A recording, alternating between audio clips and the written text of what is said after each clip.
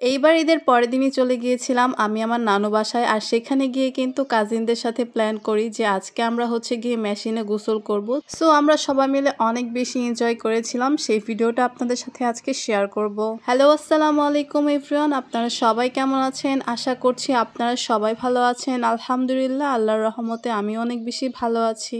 আমার মনে আছে আমি যখন খুবই ছোট ছিলাম এবং নানু বাসায় বেড়াতে আসলেই এই মেশিন ঘরে চলে যেতাম গোসল করার জন্য। আর এখানে এত বেশি ভালো লাগতো গোসল করতে, প্রায় 3 থেকে 4 ঘন্টা গোসল করতাম। তবে বড় হওয়ার পরে এখন আর এরকম ভাবে গোসল করা হয় না বাহিরে। তারপরও আজকে আমরা সবাই মিলে প্ল্যান করলাম যে যেহেতু বাসার কাছে এবং কোনো মানুষজন নেই আশেপাশে, সেদিন এত পরিমাণের গরম ছিল যে আমরা একদম বাধ্য হয়ে চলে গেলাম সেখানে। আর এত বেশি ভালো লেগেছে, আপনারা হচ্ছে গিয়ে ভিডিওর মাঝখানে দেখতে পারবেন আমরা কত বেশি এনজয় করেছি। যেতে যেতে হঠাৎ করেই আমার হচ্ছে গিয়ে এই সবজি গাছগুলো চোখে পড়লো। আমার নানু হচ্ছে এই সবজি গাছগুলো লাগাইছে, মাশাআল্লাহ অনেকগুলা হইছে। আর টাঙ্গাইলের পরিবেশটা আমার কেন জানি অনেক বেশি ভালো লাগে। যেদিকে তাকাবেন সবুজ শ্যামল গাছপালা, ধান ক্ষেত, সবকিছু মিলে আমার অনেক অনেক বেশি ভালো লাগে। ছোটবেলায় নানু বাসায় আসলে তো আমি 1 মাস থেকে 2 মাস থেকে শুরু করে অনেক দিন পর্যন্ত এখানে থেকে যেতাম, মানে বাসায় একদমই যেতে ইচ্ছে করতো না। সবাই মিলে হচ্ছে আমরা মেশিন ঘরের এখানে চলে এসেছি। এবার এটা হচ্ছে স্টার্ট করার জন্য বসে আছি। মেশিন ঘরের সাথে অনেকগুলো হচ্ছে গিয়ে ফলের গাছ লাগানো ছিল, সেগুলোই হচ্ছে আমরা ঘুরে ঘুরে দেখতেছিলাম যে কি কি ফল ধরেছে। এখানে বেশ কিছু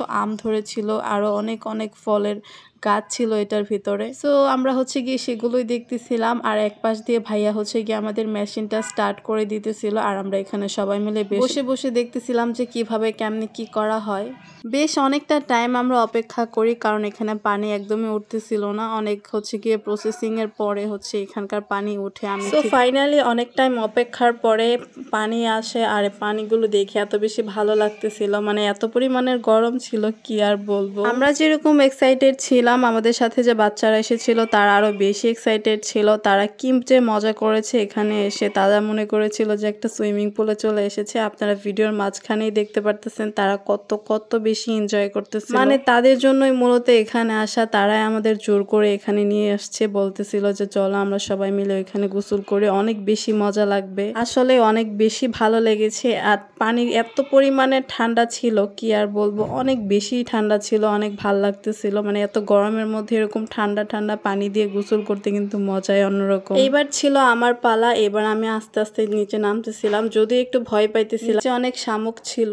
তবে পানির কাছে যেতে না যেতে আমাকে একটা ধাক্কা মেরে ফালাই দেয়। যাই হোক, তারপরে আমি হচ্ছে গিয়ে এরকম ভাবে সুন্দরভাবে হচ্ছে পানির মধ্যে যাই, আর বাচ্চাদের শিখাচ্ছিলাম কিভাবে কি করতে হয়। সবকিছু মিলে আমরা প্রায় হচ্ছে গিয়ে আধা ঘন্টার মতো ওখানে ছিলাম। বেশি টাইম ছিলাম, কারণ বেশি টাইম ওখানে গোসল করলে ঠান্ডা লেগে যাবে সেজন্য। যাই হোক, সো আমাদের আজকের ভিডিওটা এই পর্যন্তই। ভিডিও ভালো লাগলে কিন্তু আমার পেজটা ফলো করতে একদমই ভুলবেন না। সবাই ভালো থাকবেন, সুস্থ থাকবেন, আল্লাহ হাফেজ।